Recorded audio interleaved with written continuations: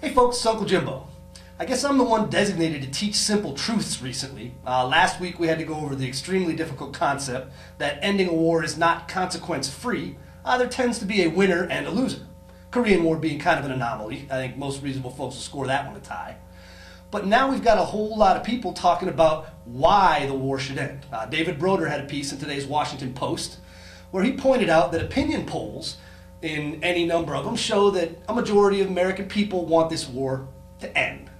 Well, having discussed the fact that we don't end wars, I think we now need to discuss the consequences of public opinion and what weight they should have as far as war fighting, war making, and war in general. There's a reason we have a representative democracy as opposed to a pure democracy. Having the sheep that are the American people voting on every single issue of import is a recipe for disaster.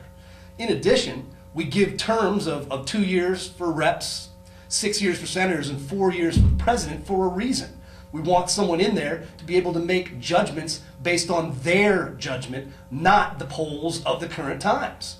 I mean, you want to take opinion polls about anything, you could rapidly tie a politician in so many knots, they'd be useless. All right, maybe that's not a bad idea. But what we're stuck with now is a situation where if you take the pulse of the American people, you could probably come out with a decently solid majority for something very similar to cut and run. But that's not why we have elections. We have elections.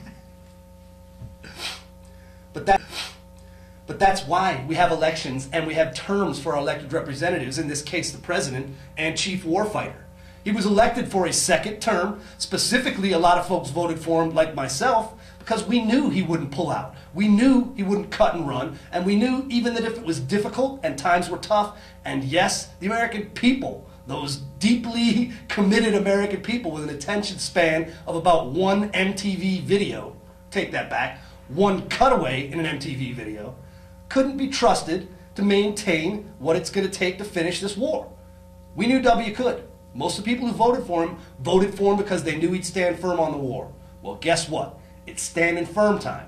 The pulse of the American people is not what we use to judge whether it's time to pull out of a war. The judgment of our leaders in sober consideration is what we use. And guess what? They're not cutting and running. W's in it to win it.